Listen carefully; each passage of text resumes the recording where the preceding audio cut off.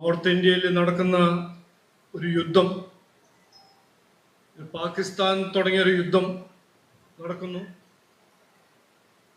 അപ്പോൾ ഈ യുദ്ധം തുടങ്ങിയത് 22 ഏപ്രിൽ ആയിരുന്നു.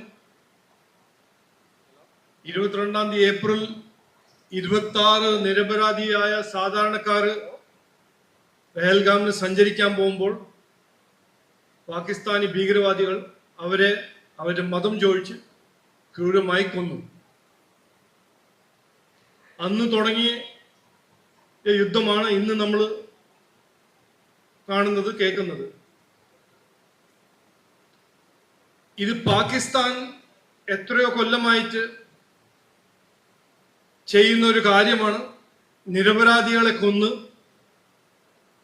ഇന്ത്യനെ ബ്ലാക്ക്മെയിൽ ചെയ്യുന്ന ഒരു ഭീരുത്വ കാര്യം, ഒരു കവേർഡ്ലി ആക്ട്. പക്ഷേ ഈ പുതിയ ഇന്ത്യ അങ്ങനെ ബ്ലാക്ക്മെയിൽ ആവുന്ന ഇന്ത്യ അല്ല.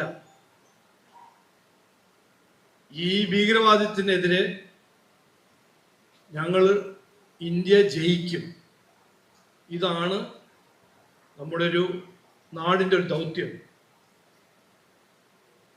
ഇന്ത്യ, നരേന്ദ്രമോദിജി, ഇനി ഇന്ത്യ, നമ്മളെല്ലാവരും ഇന്ത്യ ഒരു നന്മ, സമാധാനം, വികസനം, ഈ മൂല്യത്തോടെ ഒരു പ്രതിബദ്ധത ചെയ്യുന്നൊരു മനസ്സിലാക്കുന്ന ഒരു ഇന്ത്യയാണ്. പക്ഷേ തിന്മേനെതിരെ, ഈവൽ, ഭീകരവാദത്തിനെതിരെ ബലപ്രയോഗം ഉപയോഗിക്കുന്ന ഒരു ഇന്ത്യയുമാണ്.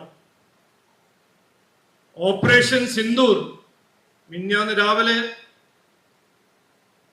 പ്രവർത്തിച്ച ധീര സൈനികർ, അവർക്ക് ഇന്ന് ഞാൻ നന്ദി പറയുന്നു, എല്ലാവരുടെ പേരിൽ നന്ദി പറയുന്നു, അവരെ സല്യൂട്ട് ചെയ്യുന്നു.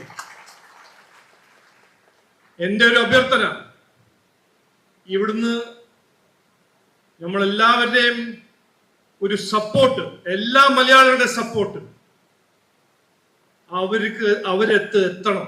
അവരെടുത്തെത്തണം. അപ്പോൾ എൻ്റെ ഒപ്പം എല്ലാ മലയാളികളുടെ പേരിൽ പറയും, ഒപ്പം പറയാം, ഭാരത് മാതാ കി, ഭാരത് മാതാ കി, ഭാരത് മാതാ കി. ഇത് പാകിസ്ഥാൻ കേൾക്കും. ഇതാണ് ഇന്ത്യന്റെ സ്പിരിറ്റ്. അപ്പോൾ വികസിത കേരളം എന്ന കൺവെൻഷൻ, വികസിത കേരളം എന്ന ഒരു ലക്ഷ്യം വന്നത് വികസിത ഭാരതത്തിന്റെ കാഴ്ചപ്പാട് നമ്മൾ നരേന്ദ്രമോദിജി മുമ്പോട്ട് വെച്ച ഒരു കാഴ്ചപ്പാട്. അവിടുന്നാണ് വികസിത കേരളം എന്നൊരു ലക്ഷ്യം ഞാനും പാർട്ടി മനസ്സിലാക്കിയത്. അപ്പൊ ഇന്ന് നടക്കുന്ന ആ യുദ്ധം, വികസിത കേരളം, വികസിത ഭാരതം, അതിനുവേണ്ടി ഒരു സുരക്ഷിത ഭാരതം, അതിനുവേണ്ടി നടക്കുന്ന ഒരു യുദ്ധമാണത്. ഒരു സുരക്ഷിത ഭാരതമായാൽ മാത്രമേ ഒരു വികസിത ഭാരതമാവാൻ നമുക്ക് കഴിയൂ. അതേപോലെ ഒരു വികസിത കേരളം സൃഷ്ടിക്കണമെങ്കിൽ ഒരു സുരക്ഷിത കേരളവും ഉണ്ടാവും. അപ്പൊ ആദ്യമായിട്ട് ഞാൻ വികസിത കേരളത്തിനെ കുറിച്ച് മുമ്പോട്ട് വെച്ച ഒരു കോൺസെപ്റ്റ്, കാഴ്ചപ്പാട് വെച്ചപ്പോൾ എന്നോടൊരു മാധ്യമ സുഹൃത്ത് ചോദിച്ചു, ഇതെന്താണ് വികസിത കേരളം? അതിനെക്കുറിച്ച് ഞാൻ ഇനിയും പറയും, പക്ഷെ അന്ന് പറഞ്ഞത് ഞാൻ ഇന്ന് പറയുന്നു. 3.5 കോടി മലയാളികളുടെ വികസനം, 3.5 കോടി മലയാളികളുടെ ക്ഷേമം, അവർക്ക് പുരോഗതി, അവസരങ്ങൾ, ഇതാണ് BJP NDAന്റെ ലക്ഷ്യം. അതാണ് വികസിത കേരളം.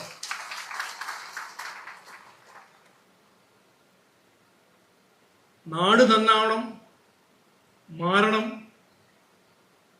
നരേന്ദ്രമോദിജി വികസിത ഭാരത് സൃഷ്ടിക്കുമ്പോൾ BJP NDAയും നാടിന്റെ ജനങ്ങളും ഒപ്പം ഒരു വികസിത കേരളം സൃഷ്ടിക്കണം എന്നാണ് BJPയും NDAന്റെ ഒരു ലക്ഷ്യം. ഞാൻ ഈ ചുമതലയായിട്ട് ആ ദിവസം ഞാൻ അന്ന് പറഞ്ഞു, ജനങ്ങൾക്ക് മാറ്റം വേണം.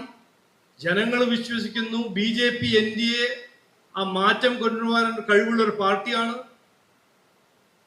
പാർട്ടിക്ക് ഈ മാറ്റം കൊണ്ടുവരണമെങ്കിൽ അധികാരത്തിൽ വരണം. അന്നും ഞാൻ പറഞ്ഞു, ഇന്നും പറയുന്നു, അധികാരത്തിൽ വന്ന് പൂർത്തീകരിച്ചിട്ട് മാത്രമേ ഞാൻ മടങ്ങിപ്പോകൂ. ഇത് ഒരു വാഗ്ദാനമല്ല, ഇത് പാർട്ടിന്റെയും എന്റെയും എല്ലാവരുടെയും, ഇവിടെ എല്ലാവരുടെയും ഒരു ദൗത്യമാണ്. അപ്പോ വികസിത കേരളം കുറിച്ച് സംസാരിക്കുമ്പോൾ ഇന്ന് ഇവിടെ രണ്ട് കാര്യങ്ങൾ പറയാൻ ആഗ്രഹിക്കുന്നു, സൂചിപ്പിക്കുന്നു, പറയാൻ ആഗ്രഹിക്കുന്നു. ഒന്ന്, വികസനം. നമ്മളിപ്പോ എല്ലാ 5 കൊല്ലം ഇലക്ഷൻ സമയത്ത് ഒരു സാധാരണക്കാര് വോട്ട് ചെയ്യാൻ പോകുമ്പോൾ എന്ത് വിചാരിച്ചിട്ട്, എന്ത് ചിന്തിച്ചിട്ടാണ് വോട്ട് ചെയ്യാൻ പോകുന്നത്? ഇയാൾക്ക് വോട്ട് കൊടുത്താലോ, ഈ കാൻഡിഡേറ്റിന് വോട്ട് കൊടുത്താലോ, ഈ പാർട്ടിക്ക് വോട്ട് കൊടുത്താൽ എൻ്റെ ജീവിതത്തിൽ ഒരു വ്യത്യാസം വരും, എൻ്റെ മക്കളുടെ ഒരു ജീവിതം, ഒരു നല്ല ഒരു ഭാവി ഉണ്ടാക്കാൻ അധ്വാനിക്കുന്ന ഒരു കാൻഡിഡേറ്റ് അല്ലെങ്കിൽ പാർട്ടി ആവുന്നതാണ് ഈ ജനാധിപത്യ സംവിധാനത്തിന്റെ ഒരു ചിന്ത. അപ്പോ BJP കാണുന്നത് വികസനം എല്ലാവരുടെ ഒപ്പം എല്ലാവർക്കും വേണ്ടി പറയുമ്പോൾ അതൊരു മുദ്രാവാക്യമല്ല, അതൊരു ഇലക്ഷന്റെ സമയത്ത് പറയുന്ന ഒരു സ്ലോഗൻ അല്ല. ഇത് ഞങ്ങൾ ചെയ്യുന്ന കാര്യമാണ്. ഇത് ഞങ്ങൾക്ക് എല്ലാവരും, പാർട്ടിക്കും നരേന്ദ്രമോദിജി പഠിപ്പിച്ച് തന്ന ഒരു ദൗത്യമാണ്. ജനങ്ങൾ അവസരം തരുമ്പോൾ ഇതാണ് ഞങ്ങൾ ചെയ്യാൻ പോകുന്നത്. അപ്പൊ വികസനം എന്താണെന്ന് ചോദിച്ചാൽ BJPന്റെ മറുപടി, BJP കൊടുക്കുന്ന ഒരു ഉത്തരം ഇതാണ്: ജനങ്ങളുടെ പ്രശ്നങ്ങൾ പരിഹരിക്കുന്ന ഒരു വികസനം, വ്യവസായങ്ങളുടെ പ്രശ്നങ്ങൾ പരിഹരിക്കുന്നു, കഷ്ടങ്ങളും പ്രശ്നങ്ങളും പരിഹരിക്കുന്ന വികസനം. ഒരു യുവാവിന്റെ സ്വപ്നങ്ങൾ യാഥാർത്ഥ്യമാക്കാൻ മുമ്പോട്ട് പോകുന്ന ഒരു വികസനം, നാടിനെ നന്നാക്കി നിക്ഷേപം, തൊഴിൽ അവസരങ്ങൾ, പുരോഗതി കൊണ്ടുവരുന്നൊരു വികസനം.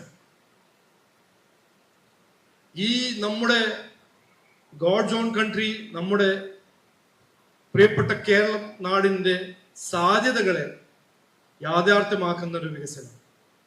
ഇതാണ് ഞങ്ങളുടെ വികസനം, ഇതാണ് BJP NDAന്റെ കാഴ്ചപ്പാട്. അപ്പോൾ എല്ലാ 5 കൊല്ലം ഇലക്ഷന് പോകുമ്പോൾ ജനങ്ങൾ ഇങ്ങനെ വോട്ട് കൊടുക്കുമ്പോൾ പാർട്ടി, നമ്മൾ 3 പാർട്ടി ഉണ്ടല്ലോ നമ്മുടെ നാട്ടിൽ, ഒരു BJP NDA, LDF, CPM, Congress, UDF. ഈ 3 മുന്നണി ഇന്ത്യയിലെ ജനങ്ങൾ അവസരം കൊടുത്തിട്ടുണ്ട്, വിശ്വസിച്ചിട്ടുണ്ട്. അവരെ വാഗ്ദാനം വിശ്വസിച്ചു, അവരുടെ മാനിഫെസ്റ്റോ വായിച്ചു, വിശ്വസിച്ചു, അവസരം കൊടുത്തു. ഈ അവസരം കിട്ടുമ്പോൾ ഈ 3 പാർട്ടിയിൽ ഏത് പാർട്ടി എന്താണ് ചെയ്യേണ്ടത് നമുക്ക് മനസ്സിലാക്കണം. BJP NDA ആയ പ്രവർത്തകർക്ക് ഇത് നന്നായി മനസ്സിലാക്കണം. ഇത് ജനങ്ങളോട് ഒപ്പം അവരെ ഇത് എത്തിപ്പിക്കണം. കോൺഗ്രസ് എന്ത് ചെയ്തു? ജനങ്ങൾ അവസരം കൊടുത്തപ്പോൾ പാർട്ടി എന്ത് ചെയ്തു? LDFന് അവസരം കിട്ടിയപ്പോൾ അവരെന്ത് ചെയ്തു? BJP NDAക്ക് അവസരം ജനങ്ങൾ തരുമ്പോൾ ഞങ്ങൾ എന്ത് ചെയ്യും? അത് ഞങ്ങൾ പറയണം. അതുകൊണ്ട് ഞാൻ അതിന്റെ കുറച്ച് ഹിസ്റ്ററി പറയുന്നു, ചരിത്രം. 2004 നമ്മുടെ അടൽ ബിഹാരി വാജ്പേയി കാർഗിൽ യുദ്ധം ജയിച്ച് ഇന്ത്യന്റെ ഇക്കോണമി ശക്തമാക്കി മുമ്പോട്ട് പോകുമ്പോൾ കോൺഗ്രസിന്റെ വാഗ്ദാനം കേട്ട് ജനങ്ങൾ തീരുമാനിച്ചു, അല്ല, കോൺഗ്രസിന് ഭരിക്കാൻ ഒരു അവസരം കൊടുക്കണം. കോൺഗ്രസ് വാഗ്ദാനം കൊടുത്തു, ജനങ്ങൾ വിശ്വസിച്ചു, കോൺഗ്രസിന് ഭരിക്കാൻ ഒരു അവസരം കൊടുത്തു. 10 കൊല്ലം, 5 അല്ല, 5 × 2, 10 കൊല്ലം കോൺഗ്രസ് ഭരിച്ചു.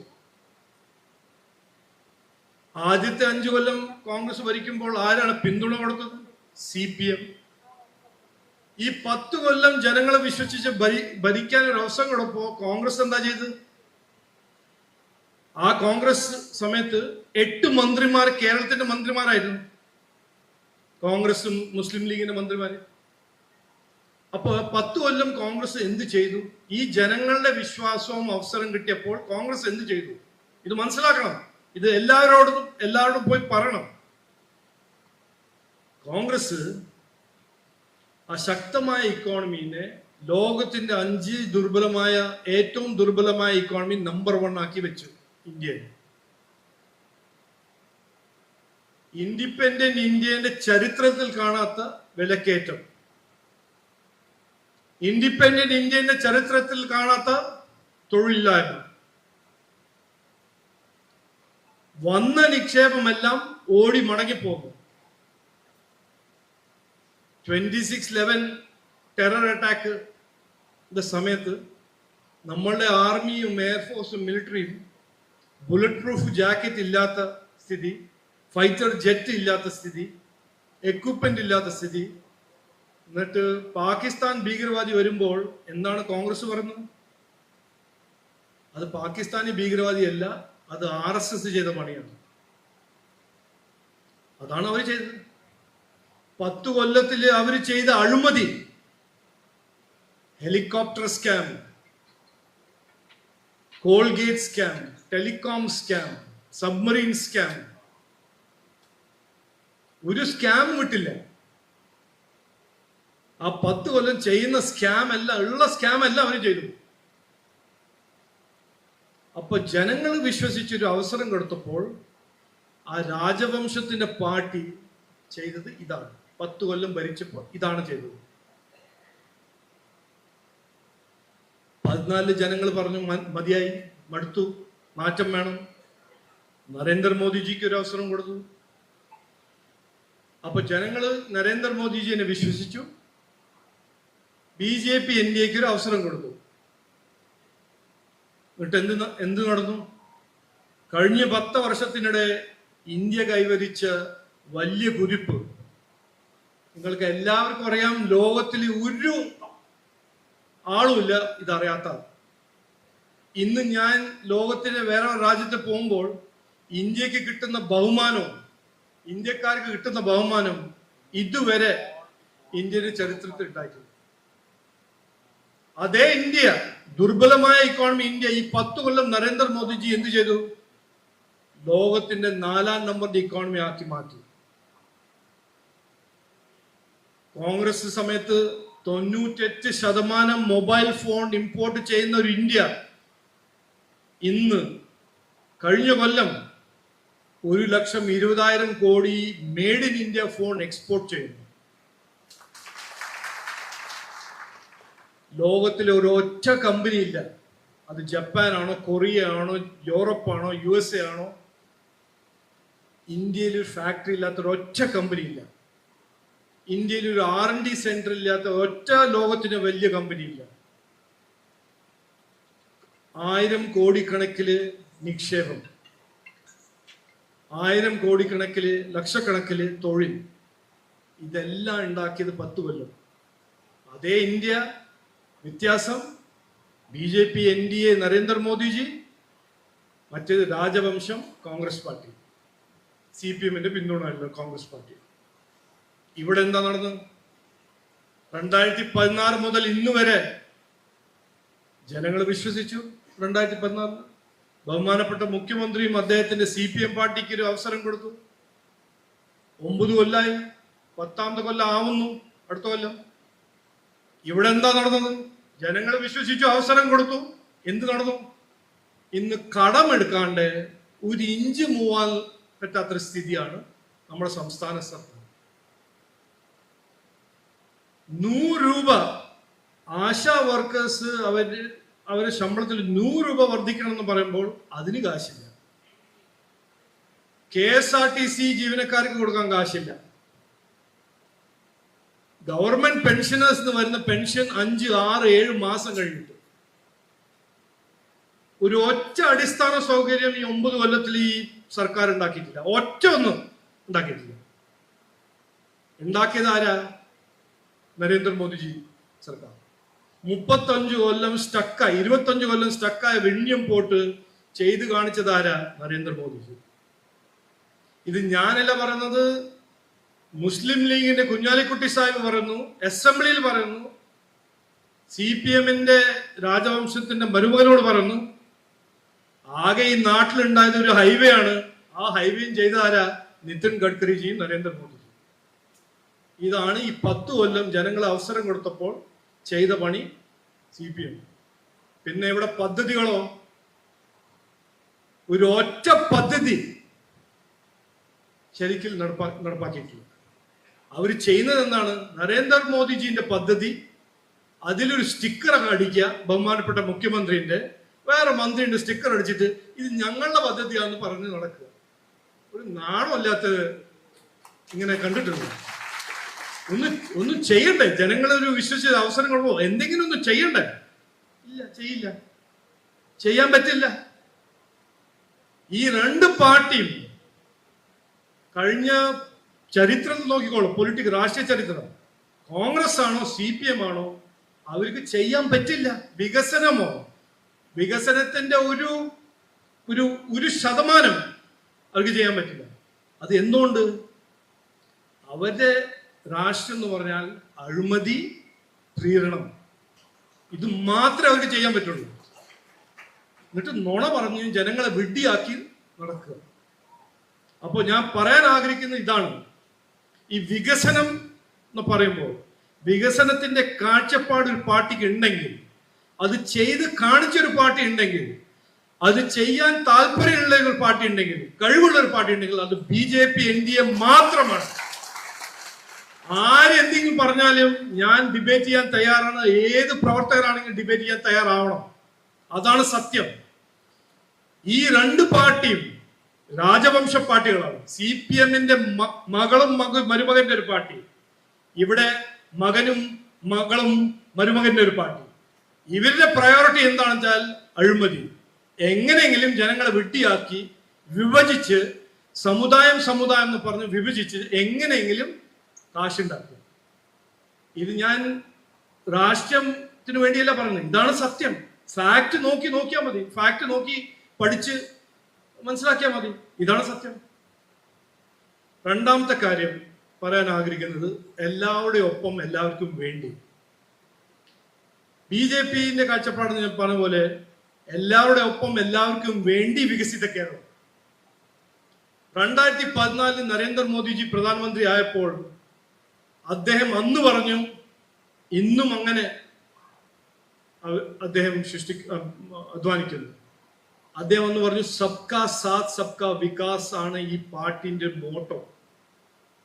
മലയാളത്തിൽ എല്ലാവരുടെ ഒപ്പം എല്ലാവർക്കും വേണ്ടി പ്രവർത്തിക്കുന്ന ഒരു സർക്കാരാണ് എൻ്റെ സർക്കാർ. എല്ലാവർക്കും വേണ്ടി എല്ലാവരുടെ ഒപ്പം പ്രവർത്തിക്കുന്ന പാർട്ടിയാണ് BJP NDA. അന്ന് പറഞ്ഞതാണ്. ഇതുവരെ ഒരൊറ്റ പദ്ധതി, അദ്ദേഹം ഒരൊറ്റ പ്രോജക്റ്റ് പറഞ്ഞത് എന്തെങ്കിലും അദ്ദേഹം ഒരു സമുദായത്തിനെ വിട്ടിട്ടോ ഒരു മതത്തിനെ വിട്ടിട്ടോ അദ്ദേഹം ചെയ്തിട്ടില്ല. അദ്ദേഹത്തിന്റെ സർക്കാർ ചെയ്തിട്ടില്ല, BJP ചെയ്തിട്ടില്ല. അത് സെൻട്രൽ ഗവൺമെന്റ് ആണോ, ഏത് സംസ്ഥാന BJP സർക്കാരാണോ, എല്ലാവരുടെ ഒപ്പം എല്ലാവർക്കും വേണ്ടി പ്രവർത്തിക്കുന്ന സർക്കാരാണ്, അധ്വാനിക്കുന്ന സർക്കാരാണ്. UP ഇലക്ഷന്റെ സമയത്ത് ഞാൻ അവിടെ ഒരു മീഡിയം കമ്മ്യൂണിക്കേഷൻ ഇൻചാർജ് ആയിരുന്നു.